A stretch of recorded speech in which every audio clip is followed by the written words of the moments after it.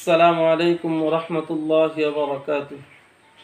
আলহামদুলিল্লাহ সুম্মা আলহামদুলিল্লাহ।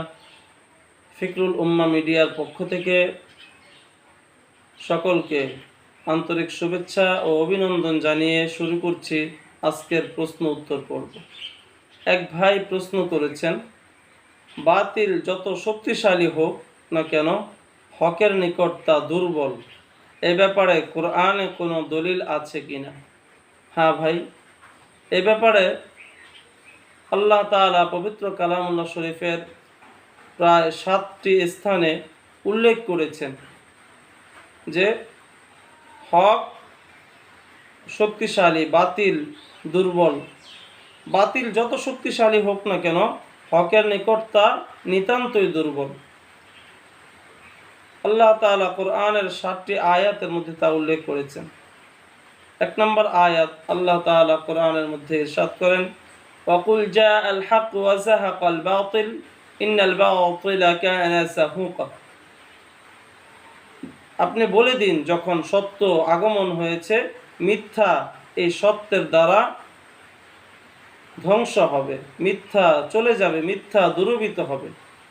একটু দেখুন, যখন অন্ধকার থাকে সেই অন্ধকারের মধ্যে যখন কোনো আলো জ্বালানো হয় তখন সেই আলোর কারণে এই অন্ধকার দূরীভূত হয়ে যায়।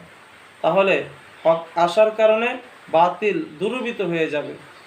এর দ্বারা স্পষ্টভাবে উপলব্ধি করা যায় যে হক শক্তিশালী, বাতিল যত শক্তিশালী হোক না কেন হকের নিকট তা দুর্বল। আর এটি পবিত্র কালামুল্লাহ শরীফের সূরা বনী ইসরাঈলের 81 নং আয়াত। দ্বিতীয় আয়াত সূরা আম্বিয়ার 18 নম্বর আয়াত, আউযু বিল্লাহি মিনাশ শাইতানির রাজীম, বিসমিল্লাহির রহমানির রহিম, বাল নাকযিফু বিল হাক্কি আলাল বাতিলি ফায়াদমাগুহু ফাইযা হুয়া যাহিক।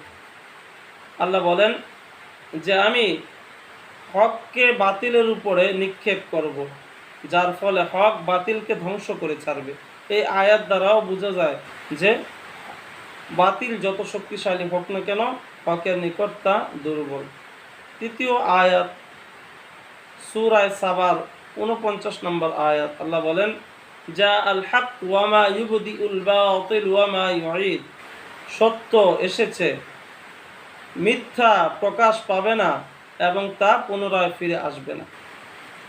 আর উল্লেখিত আয়াতগুলো আল্লাহ তাআলা ওই সময় অবতীর্ণ করেন, আল্লাহ রাসূল ওই সময় এগুলো তিলাওয়াত করেন যখন আল্লাহ রাসূল সাল্লাল্লাহু আলাইহি ওয়াসাল্লাম মক্কা বিজয়ের পরে মক্কার 360টি মূর্তি, প্রতিটি মূর্তি তিনি লাঠি দ্বারা খুঁচিয়ে খুঁচিয়ে ভাঙছিলেন আর তিনি এই আয়াত তিলাওয়াত করছিলেন। এই হলো 3টি আয়াত যার মধ্যে আল্লাহ তাআলা উল্লেখ করেছেন যে বাতিল যত শক্তিশালী হোক হকের নিকট তা দুর্বল।